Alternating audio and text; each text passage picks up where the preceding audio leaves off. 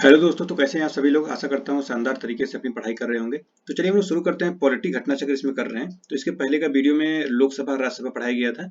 तो आज का चैप्टर है संसद से ही है। तो ये है कार्य संचालन एवं विधायी प्रक्रिया। बहुत ही महत्वपूर्ण चैप्टर है। इससे क्वेश्चन बहुत सारे पूछे जाते हैं। तो चलिए हम लोग शुरू करते हैं नोट्स से, ठीक है। और आप सभी लोगों से एक ही रिक्वेस्ट है तो कि अगर आप मेरे चैनल पर नए आए हैं तो प्लीज चैनल को सब्सक्राइब कर लीजिए। और अच्छा लगे वीडियो तो अपने दोस्तों में भी शेयर करिएगा। और इसमें देखिए history, polity, economic, geography, environment और साइंस एंड टेक पर सभी वीडियो बनाया गया है। और अगर आप यूपीएससी, पीसीएस और आरओ की तैयारी कर रहे हैं तो उसके लिए टेस्ट चलाया जा रहा है, जो कि हर एक टॉपिक पर है। आप लोग जाकर टेस्ट ज्वाइन कर सकते हैं, ठीक है। अगर आप तैयारी कर रहे हैं तो टेस्ट देना बहुत जरूरी है। तो टेस्ट जाकर दीजिए।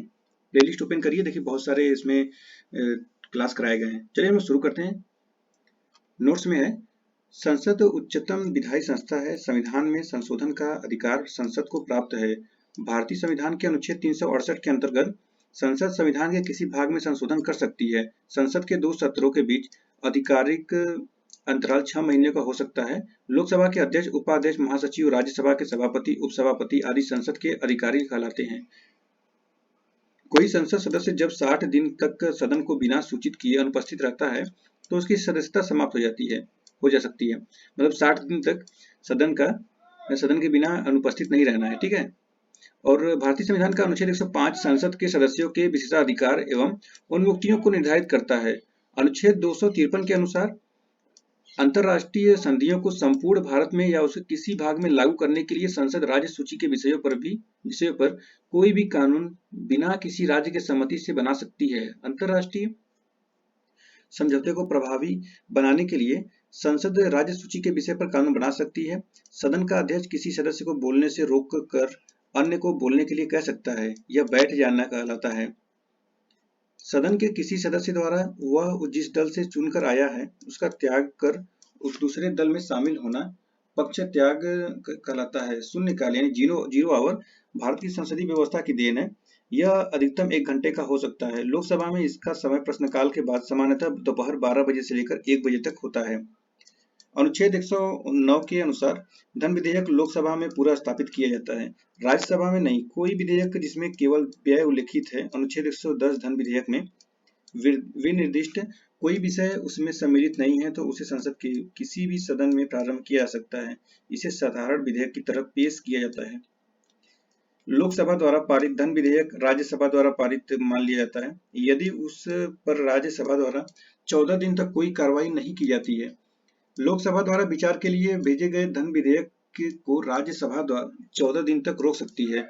अनुच्छेद 108 के अनुसार संसद के दोनों सदनों का संयुक्त अधिवेशन तब आयोजित किया जाता है जब किसी विधेयक, धन विधेयक एवं अनुच्छेद 368 के तहत संविधान संशोधन विधेयक के अतिरिक्त पर विचार करने और उसे पारित करने में दोनों सदनों में मतभेद हो। अनुच्छेद 118 के अनुसार लोकसभा का अध्यक्ष संसद के दोनों सदनों की संयुक्त बैठक की अध्यक्षता करता है। अब तक 3 बार दोनों सदनों की संयुक्त बैठक बुलाई जा चुकी है।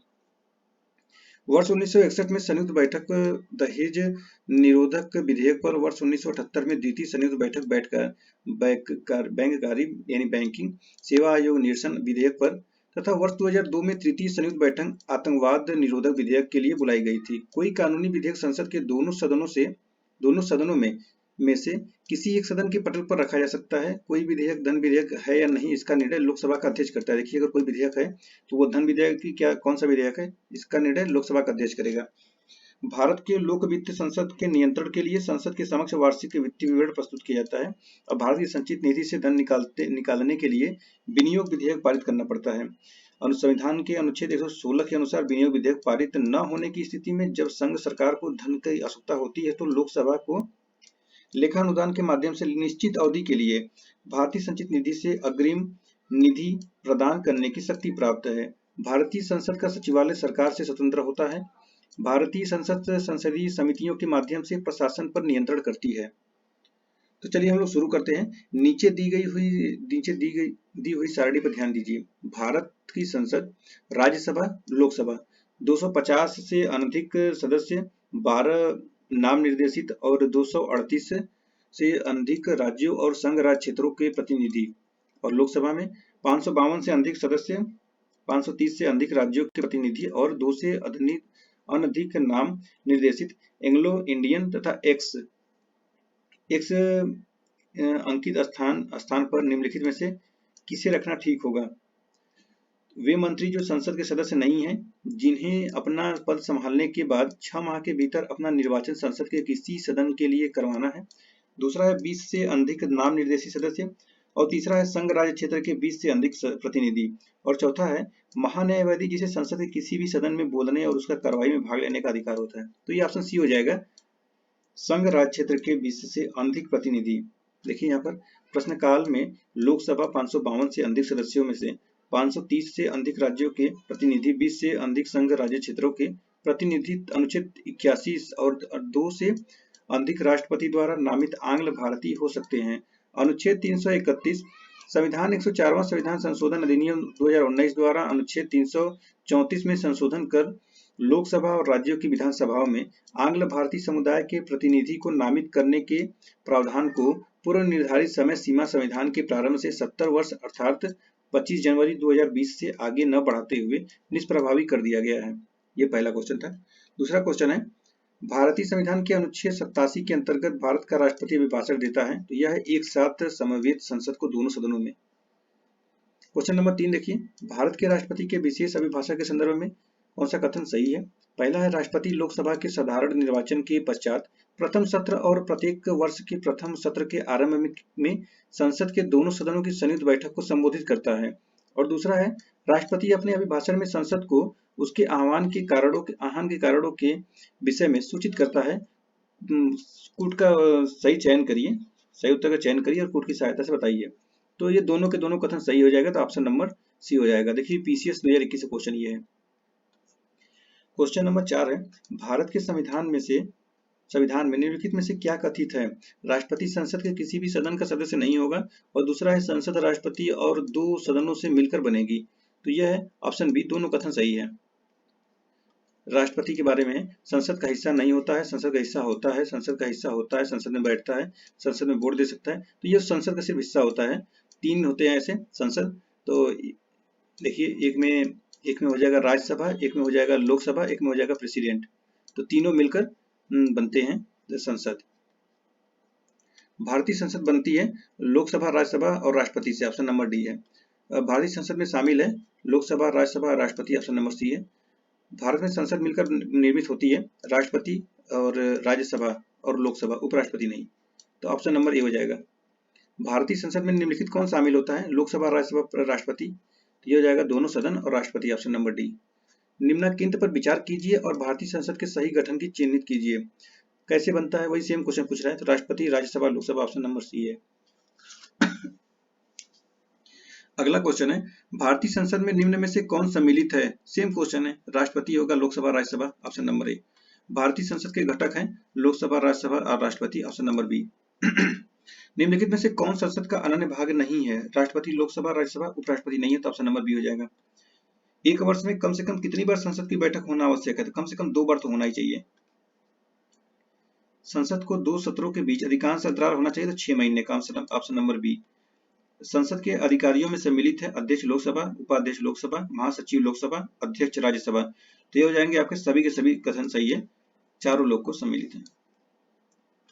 संसद विधानसभा के किसी सदस्य की सदस्यता तब समाप्त समझी जाती है जब वह बिना सदन को सूचित किए अनुपस्थित रहता है, तो 60 दिन के तक।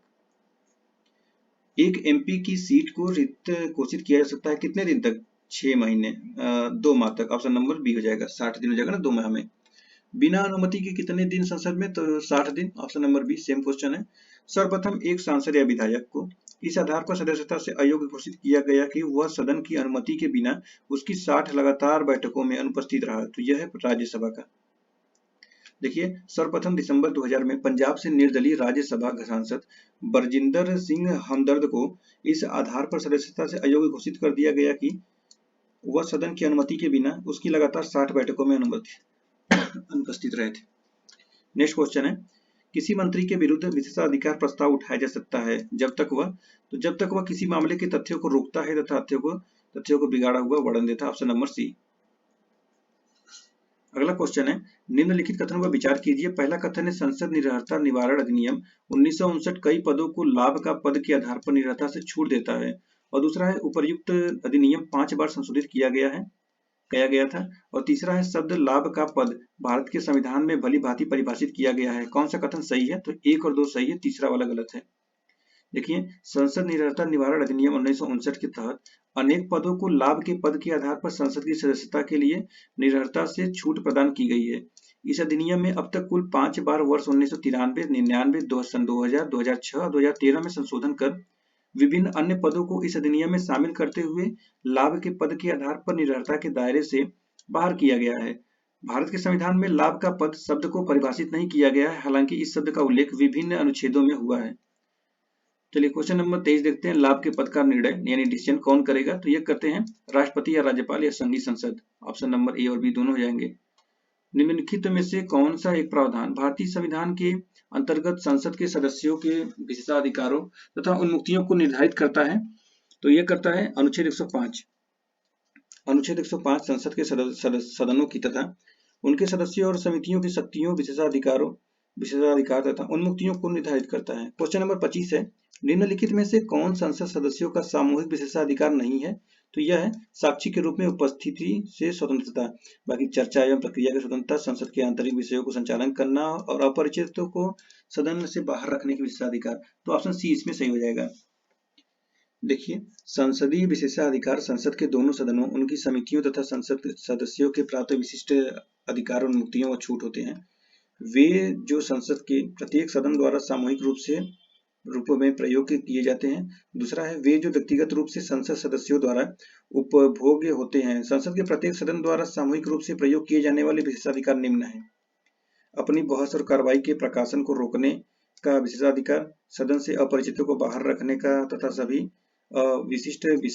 विशिष्ट विषयों पर चर्चा हेतु गुप्त बैठक करने का विशेषाधिकार, अपनी स्वयं की प्रक्रिया व आंतरिक विषयों व्यवसाय के संचालन तथा उन्हें विनियमित करने का विशेषाधिकार, सदन के सदस्य और साथ ही साथ बाहरी व्यक्तियों को भी भर्त्सना, चेतावनी या निलंबन सदस्यों के हेतु निश्चित अवधि हेतु कारावास को सदन की अवमानना हेतु दंडित करने का विशेषाधिकार। और पांचवा है किसी सदस्य की गिरफ्तारी, निरोध, सजा, कारावास या रिहाई की तत्काल सूचना प्राप्त करने का विशेषाधिकार। छठा है संसदीय समितियों द्वारा जांच के प्रयोजन के लिए प्रासंगिक व्यक्तियों, पत्रों व अभिलेखों को बुलाने मंगाने का विशेषाधिकार। और सातवां है संसद की कार्रवाई की जांच करने हेतु अदालतों पर रोक लगाने का विशेषाधिकार। आठवां है सदन के परिसर में किसी सदस्य या अन्य व्यक्ति की गिरफ्तारी और कानूनी प्रक्रिया किए जाने से पूर्व पीठासीन अधिकारी की अनुमति लिए जाने का विशेषाधिकार। तो इतने विशेषाधिकार थे। क्वेश्चन नंबर 26 देखिए, संविधान के किस अनुच्छेद के अंतर्गत न्यायालय द्वारा संसद की कार्रवाइयों की जांच करना प्रतिबंधित किया गया है? तो यह 122 के तहत। निम्नलिखित में से किनको लोकसभा और राज्यसभा दोनों के निर्वाचन मतदान का अधिकार है? तो यह है राज्य विधानमंडल के निम्न सदन के निर्वाचित सदस्यों को। ऑप्शन नंबर डी हो जाएगा। क्वेश्चन नंबर 28 देखिए, निम्नलिखित में से कौन सा कथन सत्य है? राज्यसभा के सभी सदस्यों का निर्वाचन राज्यों की विधानसभाएं करती हैं।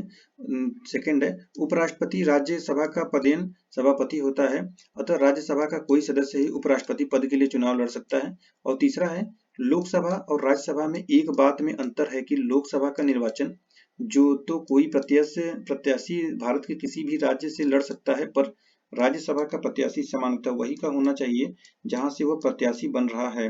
भारत के संविधान में राज्यसभा के नामित सदस्य की मंत्री पद पर नियुक्ति का स्पष्ट शब्दों में निषेध है। तो यहाँ पर देखिए तत्कालीन प्रावधानों के अनुसार कतिपय अपवादों यथा असम के स्वायत्त शासी जिलों एवं लक्षद्वीप के अनुसूचित जनजाति क्षेत्र और सिक्किम के अतिरिक्त लोकसभा का निर्वाचन कोई प्रत्याशी भारत के किसी भी राज्य से लड़ सकता है, पर राज्यसभा का प्रत्याशी सामान्यतः वही का होना चाहिए जहां से वो प्रत्याशी बन रहा है।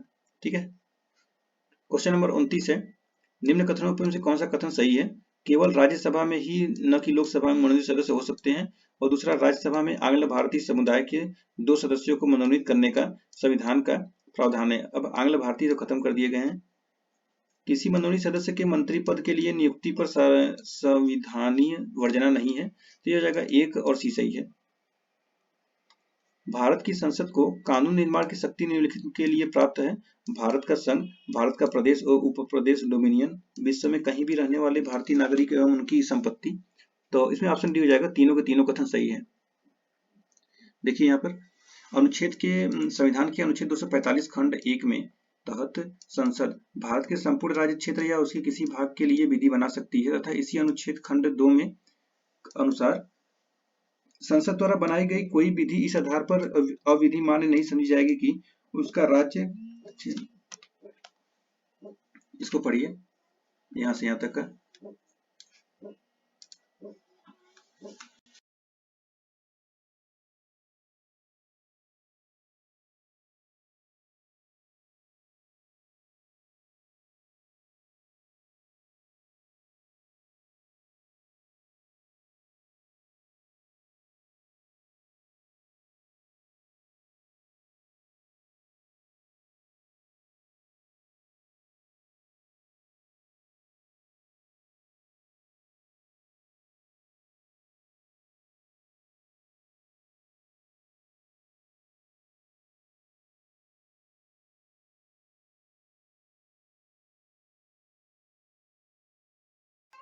क्वेश्चन नंबर 31 देखिए, संसद राज्य सूची के विषय के संबंध में कानून बना सकती है तो यह है यदि राज्यसभा ऐसा संकल्प पारित करती है।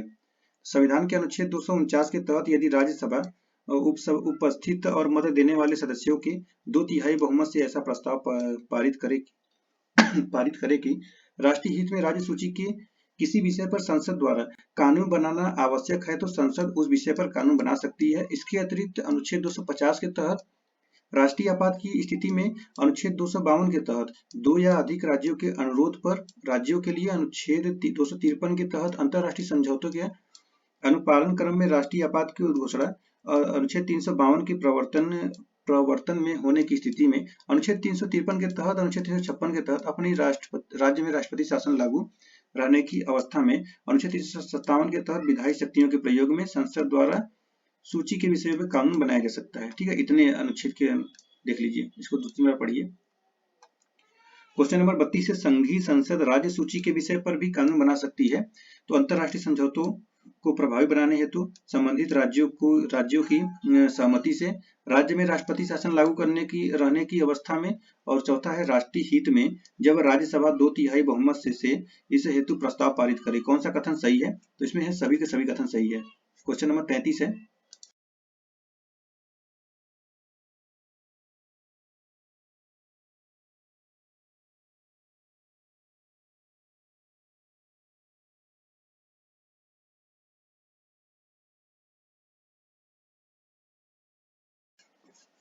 भारतीय संविधान के किस अनुच्छेद के अंतर्गत अंतर्राष्ट्रीय समझौतों को प्रभावी बनाने हेतु संसद राज्य सूची के विषय पर कानून बना सकती है? तो यह है 253, जो अभी हम लोगों ने ऊपर पढ़ा। भारतीय संसद राज्य सूची के विषयों पर विधायन नहीं कर सकती है जब तक भारत का राष्ट्रपति उसे ऐसा करने का निर्देश न दे, राज्यसभा प्रस्ताव पारित करे कि ऐसा करना राष्ट्रीय हित में आवश्यक है, और तीसरा है विधानसभा का अध्यक्ष यह प्रमाणित करे कि ऐसा विधायन आवश्यक है, और चौथा है राष्ट्रीय आपातकाल लागू हो। तो 2 और 4 से सही होंगे इसमें, राज्यसभा प्रस्ताव पारित करके दे और राष्ट्रीय आपातकाल लागू हो तब। क्वेश्चन नंबर 35 है, अंतर्राष्ट्रीय संधियों को भारत के किसी भाग अथवा संपूर्ण भारत में लागू करने के लिए संसद कोई भी कानून बना सकती है तो यह बिना किसी राज्य की सहमति के। ऑप्शन नंबर डी, राज्य की सहमति नहीं लेनी पड़ेगी। संविधान के विषय सूचियों में दिए गए विषयों के अतिरिक्त विषयों पर कौन कानून बना सकता है? तो संसद। अध्यक्ष सदन के किसी भी सदस्य को बोलने से रोक सकता है और अन्य किसी सदस्य को बोलने दे सकता है। यह घटना कहलाती है बैठ जाना, यील्डिंग द फ्लोर। देखिए, मर्यादा मतलब होता है विनम्र एवं स्वीकार्य व्यवहार बनाए रखना। पक्ष त्याग का मतलब होता है सदन के किसी सदस्य द्वारा वह जिस दल से चुनकर आया है उसका त्याग कर दूसरे दल में शामिल होना पक्ष त्याग कहलाता है। अंतर प्रदन किसी सरकारी अधिकारी से किसी नीति या कार्य के विवरण की मांग हेतु संसदीय प्रक्रिया अंतर प्रदन कहलाती है। बैठ जाना मतलब अध्यक्ष किसी भी सदस्य को बोलने से रोककर अन्य को बोलने के लिए कह सकता है। क्वेश्चन नंबर ये शून्यकाल, तो ये 12 से 1 होता है। ऑप्शन नंबर 11 बजे से लेकर 12 बजे तक, 12 से 1 भी, तो सी और डी दोनों हो जाएगा था। कहीं 11 से 12, कहीं 12 से 1 बोलता है। क्वेश्चन नंबर 39 है, भारतीय संसदीय कार्यवाही शून्यकाल का अर्थ है सत्र में प्रथम घंटा। तो ये शून्यकाल मतलब होता है दोपहर का समय है जो कि 1 बजे से 12 बजे से लेकर 1 बजे तक का रहता है, प्रश्नकाल के पूर्व का शून्यकाल संसदीय व्यवस्था को किस देश की देन है? तो ये भारत ने खुद ने बनाया है, भारत की है।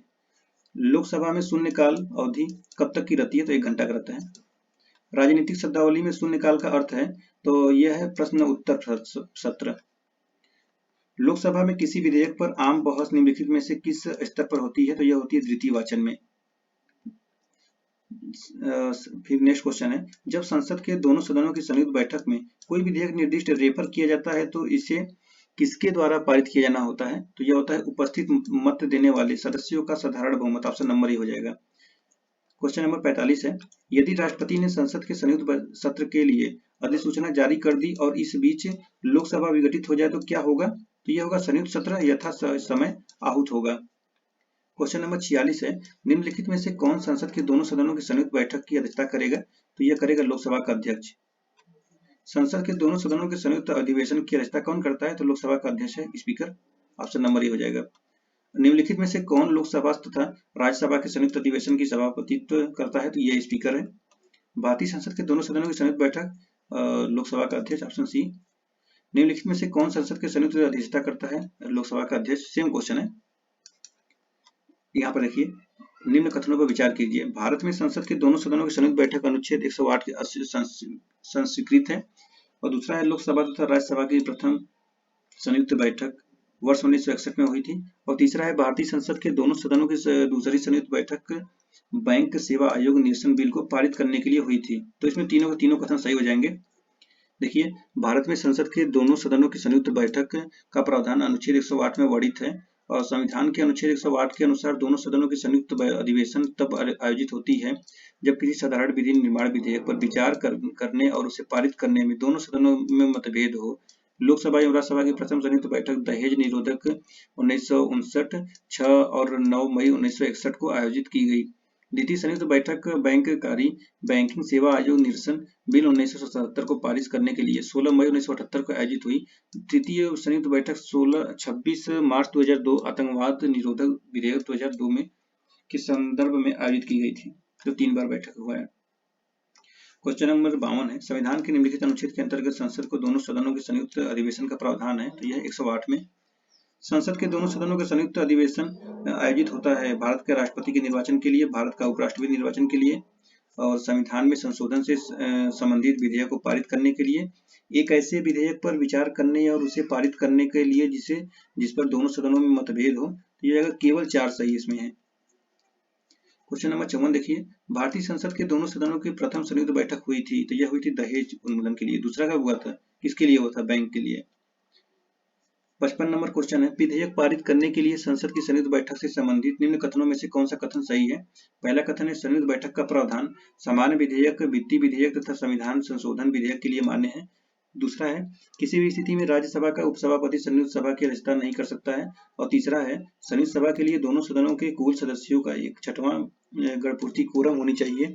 तो यह इनमें से कोई नहीं है। ये 1/10 होगा और ये उपसभापति नहीं कर सकता है। और ये संयुक्त बैठक के लिए देखिए, यहाँ पर संविधान के अनुच्छेद 108 के तहत संसद की संयुक्त बैठक का प्रावधान सामान्य विधेयकों के संदर्भ में लागू होता है और वित्तीय विधेयकों जो धन विधेयक है और संविधान संशोधन विधेयकों के लिए प्रभावी नहीं होता है। अनुच्छेद 118(4) के अनुसार लोकसभा का अध्यक्ष लोकसभा और राज्यसभा की संयुक्त बैठक की अध्यक्षता करता है। लोकसभा के प्रक्रिया और कार्य संचालन नियमों के अनुसार लोकसभा का उपाध्यक्ष संयुक्त बैठक में अध्यक्ष की अनुपस्थिति में अध्यक्षता करता है तथा यदि वह भी अनुपस्थित रहता है तो राज्यसभा की उपसभापति इसकी अध्यक्षता करते हैं। लोकसभा की प्रक्रिया और कार्य संचालन नियमों के अनुसार भारतीय संसद की संयुक्त बैठक के लिए गणपूर्ति दोनों सदनों के सदस्यों की कुल संख्या का 10वां भाग होता है। लोकसभा और राज्यसभा के बीच गतिरोध की किन स्थितियों में संसद की संयुक्त बैठक बुलाई जाती है? साधारण विधि निर्माण को पारित करने की स्थिति में, धन विधेयक को पारित करने की स्थिति में, संविधान संशोधन विधेयक को पारित करने की स्थिति में। तो यह केवल एक साधारण विधि निर्माण पारित करने की स्थिति में। 57 नंबर क्वेश्चन है, निम्नलिखित में से किस गतिरोध दूर करने हेतु लोकसभा और राज्यसभा की संयुक्त बैठक हो सकती है? तो यह सामान्य विधेयक। भारतीय संसद के दोनों सदनों की संयुक्त बैठक किस संबंध में होती है? तो यह होती है साधारण विधेयक। कानूनी विधेयक, कोई कानूनी विधेयक संसद के किस पटल पर रखा जा सकता है? तो यह दोनों सदनों में से एक पटल पर। 60 नंबर क्वेश्चन है, निम्नलिखित कथनों पर कौन सा कथन सही है? पहला है, लोकसभा में लंबित कोई विधेयक उसके सत्रावसान पर व्यापक लैप्स हो जाता है और दूसरा है राज्यसभा में लंबित कोई विधेयक जिसे लोकसभा ने पारित नहीं किया है, लोकसभा के विघटन पर व्यवगत नहीं होगा। तो इसमें ऑप्शन बी हो जाएगा, केवल 2 सही है, पहला वाला गलत है। देखिए अनुच्छेद 107 क्लॉज 3 के अंतर्गत संसद में लंबित विधेयक सदनों के सत्रावसान के कारण व्यवगत नहीं होगा, अतः कथन एक कथन असत्य हो जाता है। अब देखिए क्वेश्चन नंबर 61, संविधान के किस प्रावधान में कहा गया है कि विधि के प्राधिकार के बिना न तो कोई कर लगाया जा सकता है और न ही एकत्रित किया जा सकता है। तो ऑप्शन ए हो जाएगा 265। भारत की संचित निधि से धन निर्गत पर किसका नियंत्रण है? तो यह है उपयुक्त में से किसी का भी नहीं। भारतीय संविधान के अनुच्छेद 266 के अनुसार भारत की संचित निधि पर भारत सरकार को प्राप्त सभी राजस्व उस सरकार द्वारा राज्य हुंडिया निर्गमित करके उधार द्वारा या अग्रिम अर्थोपाय द्वारा लिए गए सभी उधार और उधारों के प्रति संदाय में उस सरकार को प्राप्त सभी राशियों से मिलकर बनती है। यह संसद के नियंत्रणाधीन होती है। संचित निधि से कोई भी धनराशि तब तक निर्गमित नहीं की जा सकती जब तक संसद की अनुमति प्राप्त न कर ली जाए। इसीलिए बजट प्रावधानों के अनुरूप कार्यपालिका को संचित निधि से धन निकालने का अधिकार तभी प्राप्त होता है जब संसद अनुच्छेद 114 के तहत विनियोग अधिनियम के माध्यम से इस हेतु अनुमति प्रदान करती है। क्वेश्चन नंबर 63 है, करों और सरकारी कामकाज के निर्वाह में हुई अन्य प्राप्तियों से संघीय सरकार को प्राप्त हुआ समूचा राजस्व जमा होता है। यह होता है भारत की संचित निधि से। ऑप्शन नंबर सी हो जाएगा। क्वेश्चन नंबर 64 है, भारत की संचित निधि से निधि निकालने के लिए निम्नलिखित में से किसका अनुमोदन अनिवार्य है? तो यह है भारत की संसद। निम्नलिखित में से कौन सा एक भारत की संचित निधि से लिया जाने वाला अनिवार्य व्यय भार नहीं है? तो वे ऋण जो भारत सरकार को चुकाने हो, भारत के निर्वाचन आयोग के सदस्यों के वेतन और पेंशन, हाई कोर्ट के न्यायाधीशों की दी जाने वाली पेंशन, राज्यसभा के उपाध्यक्ष के भत्ते। तो ऑप्शन जो बी है, भारत के निर्वाचन आयोग के सदस्यों के वेतन और पेंशन, ये नहीं है। इसको पढ़ लीजिए आप लोग। और नेक्स्ट देखते हैं हम लोग, निम्नलिखित में से कौन सा एक व्यय भारत की संचित निधि पर भारित नहीं होता है? तो यह है भारत के उपराष्ट्रपति का वेतन एवं भत्ते। ऑप्शन नंबर बी, बाकी सभी होते हैं। निम्नलिखित में से कौन सा एक व्यय भारत की संचित निधि पर भारित नहीं है? तो यह है भारत के मुख्य न्यायाधीश के वेतन और भत्ते हैं, और भारत के नियंत्रक के महालेखा परीक्षक के वेतन भत्ते हैं, यूपीएससी के हैं, भारत के प्रधानमंत्री के वेतन भत्ते नहीं है। निम्नलिखित में से भारतीय संविधान का कौन सा अनुच्छेद आकस्मिक निधि से संबंधित है? तो यह है 267।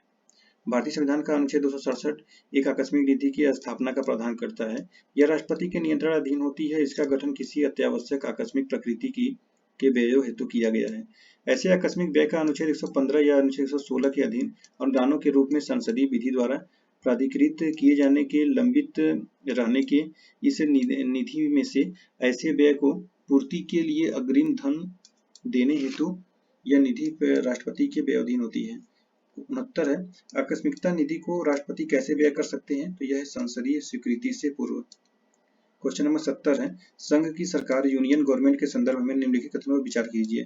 पहला है, राजस्व विभाग संसद में प्रस्तुत किए जाने वाले केंद्रीय बजट को तैयार करने के लिए उत्तरदायी है। दूसरा है, भारत की संसद के प्राधिकरण के बिना कोई धन भारत की संचित निधि से निकाला नहीं जा सकता। और तीसरा है, लोक लेखा से किए जाने वाले सभी संवितरणों के लिए भी भारत की संसद के प्राधिकरण की आवश्यकता होती है। तो ऑप्शन सी हो जाएगा, केवल 2 इसमें सही है और बाकी दोनों गलत हैं। देखिए निम्नलिखित नेक्स्ट क्वेश्चन है, निम्नलिखित में से कौन एक संघीय बजट की तैयारी और उसे संसद में पेश करने के लिए उत्तरदायी है? तो यह है आर्थिक कार्य विभाग। संविधान के अनुच्छेद 113 के अनुसार वार्षिक बजट में कितनी बार अनुदान मांगे संसद में पेश की जाती है? तो यह होती है एक से अधिक उपयुक्त में से। देखिए इसको, भारत के संविधान के अनुच्छेद 113 के अनुसार भारत की संचित निधि पर भारित व्ययों के अतिरिक्त होने वाले व्यय की मांग को लोकसभा को स्वीकृत किए के लिए प्रस्तुत किया जाता है। इसे अनुदान की मांग यानी डिमांड ऑफ ग्रांट कहा जाता है। सामान्यतः प्रत्येक मंत्रालय या विभाग के संदर्भ में एक अनुदान की मांग प्रस्तुत की जाती है। हालांकि व्यय की प्रकृति के अनुरूप एक मंत्रालय या विभाग के लिए एक से अधिक मांगे प्रस्तुत की जा सकती है। साथ ही गैर विधायिका वाले संघ राज्य क्षेत्रों में से प्रत्येक के लिए पृथक मांग प्रस्तुत की जाती है। अतः वार्षिक बजट में अनुदान की मांगों की कुल संख्या निर्धारित नहीं है। वार्षिक बजट 2022-23 में कुल 102 अनुदान मांगे प्रस्तुत की गई थी, और जबकि वार्षिक बजट 2021-22 में 101 थी। तो देखिए यहाँ पर कोई निर्धारित नहीं है, तो इसीलिए ऑप्शन ई लगाया गया है। क्वेश्चन नंबर 73, संविधान के किस अनुच्छेद के अंतर्गत धन विधेयक को परिभाषित किया गया है? तो 110 में है। 110 में देखिए धन विधेयक। क्वेश्चन नंबर 74 है, धन विधेयक भारत के संविधान के किस अनुच्छेद में परिभाषित किया है? तो 110। भारत के एक विधेयक को वित्त विधेयक माना जाता है इस अनुच्छेद 110 के अनुसार यदि उसमें इसमें संबंधित प्रावधान शामिल है। तो यह भारत सरकार के उधार लेने का नियमन, भारत के समेकित निधि की निगरानी, किसी राज्य के खातों की लेखा परीक्षा, उपरोक्त सभी हो जाएगा। इसको पढ़ लीजिए यहाँ से लेकर यहाँ तक। चलिए क्वेश्चन नंबर 76 देखते हैं। भारतीय संविधान के अनुच्छेद 110 के अनुसार धन विधेयक की परिभाषा में क्या सम्मिलित है? टैक्स लगाना, समाप्त करना व उसके विनियमन, प्रत्यावर्तन, धन की उधारी का विनियमन करना, भारत की संचित निधि के धन विनियोग करना, भारत की संचित निधि से खर्च का विवरण देना, या कोई नहीं, एक से अधिक। तो ऑप्शन नंबर ई हो जाएगा, एक से अधिक। क्वेश्चन नंबर 77 देख लीजिए। निम्नलिखित में से कौन सा विषय धन विधेयक के उपबंध में सम्मिलित नहीं किया गया है? तो कर से संबंधित उपबंध है, उधार ऋण लेने से संबंधित उपबंध है, संचित निधि तथा आकस्मिक निधि की अभिरक्षा से संबंधित उपबंध है, जुर्माने या अर्थदंड से संबंधित नहीं है। तो ऑप्शन नंबर डी हो जाएगा। क्वेश्चन नंबर 78 देखिए। निम्नलिखित में से सही क्या नहीं है? प्रत्येक धन विधेयक एक वित्त विधेयक होता है, प्रत्येक वित्त विधेयक एक धन विधेयक होता है, वित्त विधेयक केवल लोकसभा में प्रस्तावित किया जा सकता है, वित्त विधेयक पर राष्ट्रपति के पूर्व हस्ताक्षर होते हैं, और राज्यसभा वित्त विधेयक को 14 दिनों तक रख सकता है। राष्ट्रपति वित्त विधेयक पर हस्ताक्षर करने से इनकार नहीं कर सकते हैं। राज्यसभा वित्त विधेयक को संशोधित कर सकता है। गतिरोध की स्थिति में वित्त विधेयक पर संयुक्त अधिवेशन बुलाया जा सकता है। तो कितने कथन सही हैं? तो इसमें ऑप्शन जो बी है, बी देखिए, 5 और 6 जो है ये कथन आपके सही होंगे। ठीक है, इसमें पूछा है कौन सा नहीं है। ठीक है, तो 5 और 6 देखिए, 5 राज्यसभा और 6 जो है ये हो जाएगा, ये नहीं होगा, बाकी सब हैं। ओके, इसको एक बार पढ़िए आप लोग यहाँ से यहाँ तक।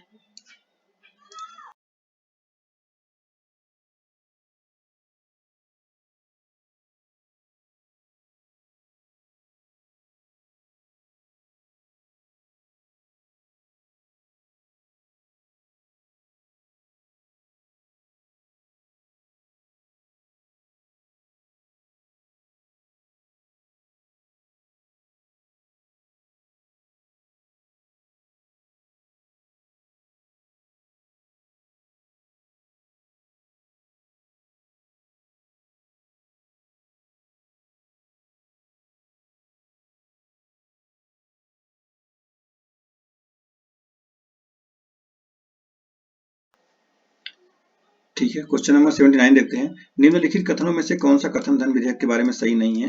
पहला है, धन विधेयक संसद के दोनों सदनों में से किसी भी सदन में प्रस्तावित किया जा सकता है। गलत है, सिर्फ लोकसभा में होगा। बाकी सब सही है, पढ़ लीजिए इसको। देखिए बहुत शोर हो रहा है, इसलिए हम लोग जल्दी इसको खत्म कर रहे हैं। क्वेश्चन नंबर 80 है, यह धन विधेयक है, इसका निर्णय कौन करता है? लोकसभा का अध्यक्ष करता है। धन विधेयक कौन प्रमाणित करता है? लोकसभा का अध्यक्ष, स्पीकर करता है। कोई विधेयक धन विधेयक ने सेम क्वेश्चन है, लोकसभा का अध्यक्ष करता है। वित्त विधेयक को प्रस्तुत करने के विषय में निम्नलिखित में से कौन सा कथन सही है? वित्त विधेयक राज्यसभा में प्रस्तुत होता है, गलत है। संसद के किसी भी सदन में प्रस्तुत होता है, गलत है। लोकसभा में प्रस्तुत नहीं किया सकता है, गलत है। यह लोकसभा में प्रस्तुत किया जा सकता है, सही है। ऑप्शन नंबर डी हो जाएगा। भारत सरकार द्वारा धन विधेयक सदन में पेश किया जाता है, तो ये होता है आपका लोकसभा में। निम्नलिखित में से कौन सा कथन सही है? धन विधेयक राज्यसभा में प्रस्तावित किया जाता है, गलत है। धन विधेयक संसद के दोनों सदनों में किसी भी, गलत है। ये हो जाएगा ऑप्शन नंबर डी। देखिए, धन विधेयक लोकसभा में प्रस्तावित किया जा सकता है, किया जाता है, न कि किया जा सकता है। क्वेश्चन नंबर 86 है, धन विधेयक पेश किया जाता है लोकसभा में। ऑप्शन नंबर ए है। धन विधेयक कथनों में से कौन सा कथन सही नहीं है? तो यह है ऑप्शन नंबर बी, धन विधेयक की शुरुआत राज्यसभा में होती है।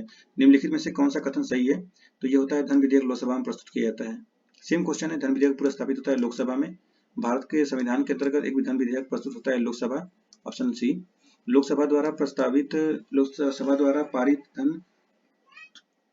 धन विधेयक राज्यसभा द्वारा भी पारित मान लिया जाएगा यदि राज्यसभा उस पर कोई कार्रवाई नहीं की जाती है, तो ये है 14 दिन। अगर कोई धन विधेयक लोकसभा द्वारा स्वीकृत हो जाए तो राज्यसभा इसको तो 14 दिन तक रोकता है। लोकसभा द्वारा विचार कितने दिन होता है? 14 दिन, ऑप्शन डी। राज्यसभा होता है सिर्फ 14 दिन, ऑप्शन नंबर बी रखिए इसमें, 14 दिन। देखिए क्वेश्चन नंबर 95 है, निम्न क्रिया विधियों में से कौन सी एक ऐसी धन विधेयक को अंगीकार करा लेगी जो एक बार लोकसभा द्वारा पारित किया जा चुका हो किंतु राज्यसभा द्वारा संशोधित किया गया हो? तो राष्ट्रपति को जाएगा लोकसभा, तो इसमें ऑप्शन डी है, या पारित सदस्य में जाएगा यदि लोकसभा इसे दोबारा संशोधन को स्वीकार अथवा अस्वीकार करते हुए पास कर दे। क्वेश्चन नंबर 96 है, कोई विधेयक जिसमें केवल व्यय अंतर्वर्लित है और अनुच्छेद 110 में विनिर्दिष्ट कोई विषय उसमें सम्मिलित नहीं है तो उसे संसद के किसी भी सदन में प्रारंभ किया जा सकता है। ऑप्शन नंबर बी हो जाएगा। क्वेश्चन नंबर 97 देखिए, निम्नलिखित में से कौन सा शब्दावली भारत के संविधान में उल्लेखित नहीं है? तो यह बजट का है। 112 में कहा गया है लेकिन वित्तीय विवरण कहा गया है, न कि बजट। क्वेश्चन नंबर 98 है, बजट पर संसद के नियंत्रण के विषय में निम्नलिखित में से कौन सी बात सही नहीं है? तो ये बजट के निर्माण में संसद का हाथ नहीं होता है, संसद को समेकित निधि पर प्रभारित व्यय को बढ़ाने की शक्ति प्राप्त है, ये जो है इसकी बात नहीं कहेगी, बाकी कहा गया है, इसको देख लीजिए।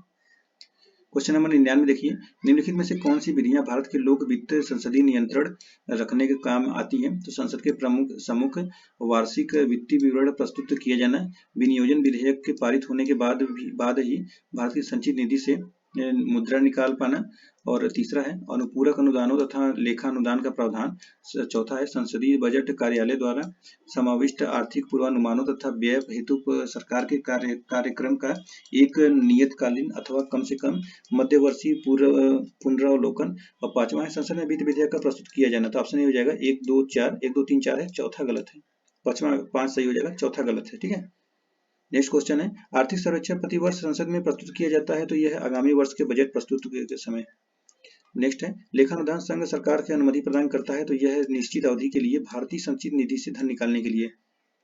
लेखानुदान बना है, क्यों बना है? तो यह बजट पारित होने लंबित होने के कारण निधि आवंटन, ऑप्शन सी हो जाएगा।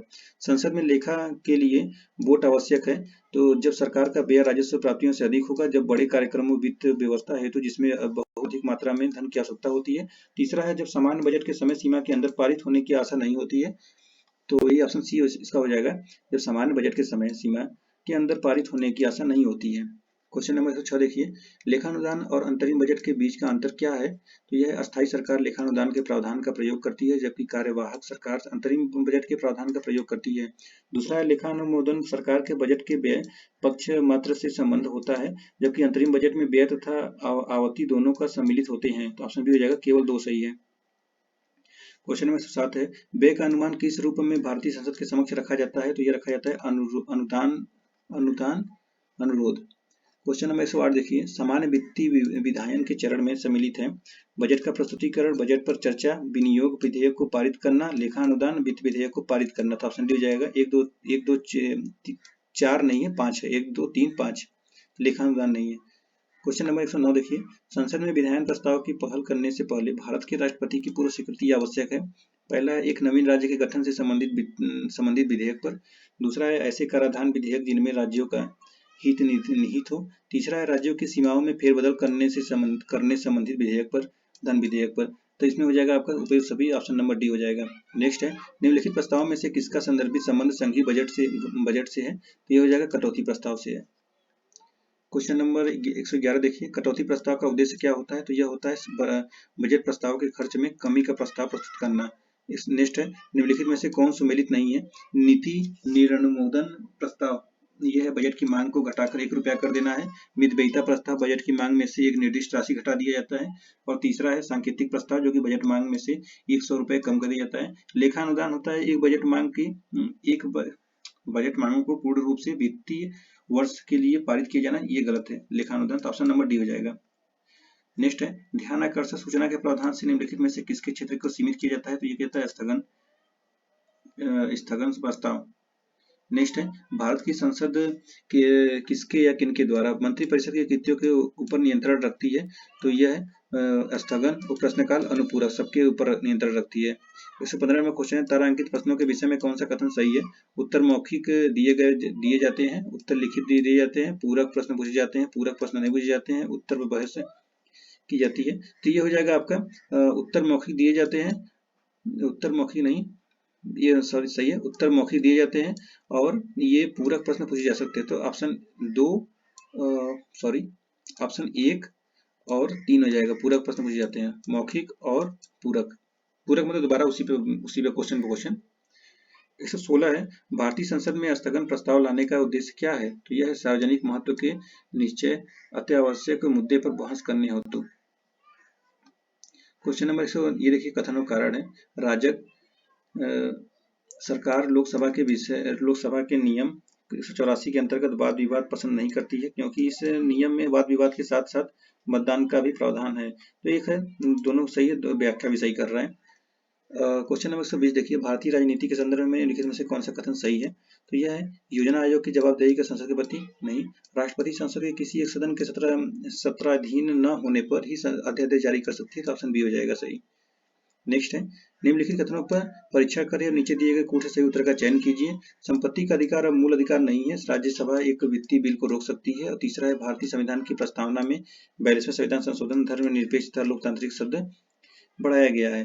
और चौथा है, संसद के दोनों सदनों में कोई विवाद लोकसभा अध्यक्ष की व्यवस्था द्वारा सुलझाया जा सकता है। तो ऑप्शन ए हो जाएगा, 1 और 2 सही है, 1 और 2 सही है, 3 और 4 गलत है।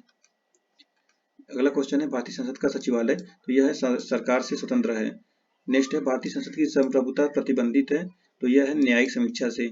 नेक्स्ट है, भारतीय संसद का स्वर्ण जयंती समारोह मनाया जाता है, तो यह मनाया जाता है 13/5/2002 को से। नेक्स्ट है, भारतीय संसदीय समूह यानी आईपीजी के संदर्भ में कौन सा कथन सही है?